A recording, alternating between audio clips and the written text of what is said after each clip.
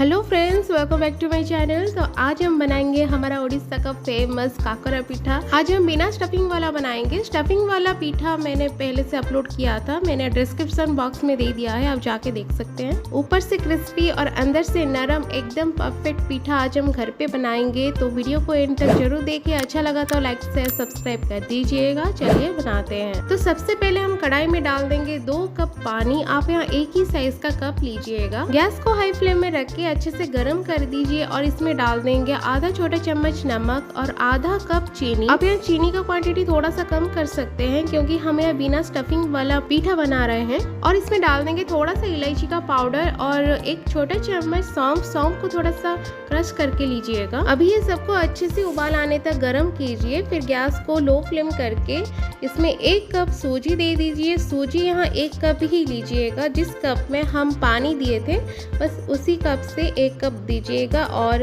एक हाथ से सूजी देके दूसरा हाथ से ऐसे हिलाते रहिएगा। कंटिन्यूस आपको स्टर करना है। आप यहाँ रोस्ट किया हुआ सूजी नहीं डालिएगा, बारीक वाला और कच्चा वाला सूजी डालिएगा।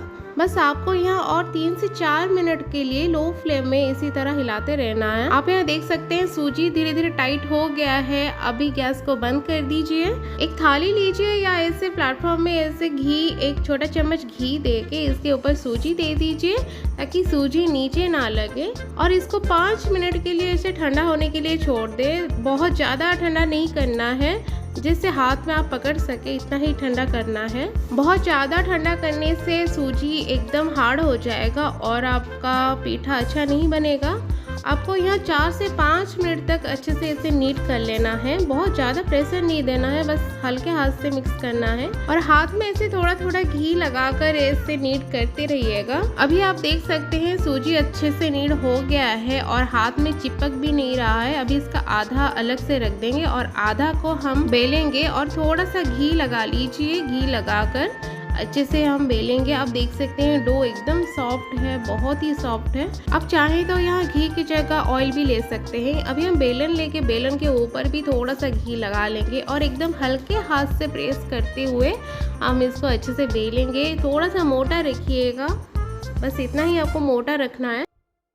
नेक्स्ट मैंने यहाँ एक ग्लास लिया है, ग्लास के अंदर भी थोड़ा सा घी लगा लिया है। बस इसका शेप देने के लिए ग्लास का यूज़ कर रही हूँ। ऐसे करने से एक ही साइज का पीठा बनेगा और बहुत सुंदर भी दिखेगा। मैं अभी आधा बना रही हूँ और बाकी का आधा बाद में बनाऊंगी क्योंकि हम इसको गर्मा गर्म खाएंगे और गर्मा गर्म खाने में ही जो मज़ा है वो ठंडा खाने में नहीं है। और बाकी का ये जो बच गया है इसको थोड़ा सा नीट कर लीजिए 1 मिनट के लिए। और आप चाहे तो इसे हाथ में भी बना सकते हैं, ऐसे बेल के भी नहीं, हाथ से बना सकते हैं थोड़ा सा डो लेके।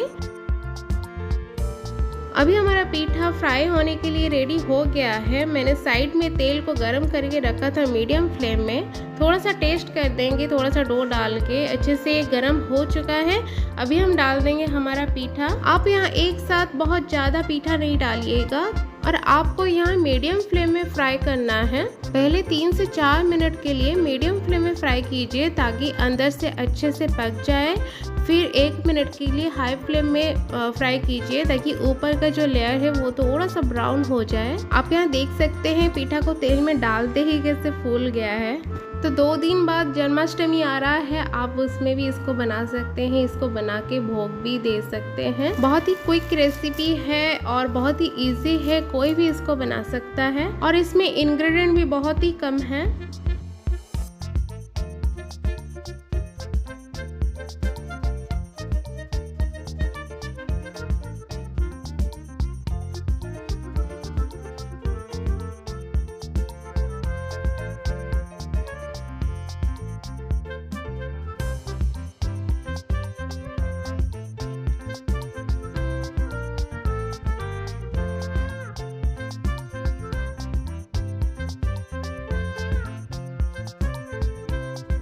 अभी हमारा पीठा बहुत ही अच्छे से फ्राई हो चुका है। अभी इसको निकाल दीजिए और थोड़ा सा ठंडा करके खाइए।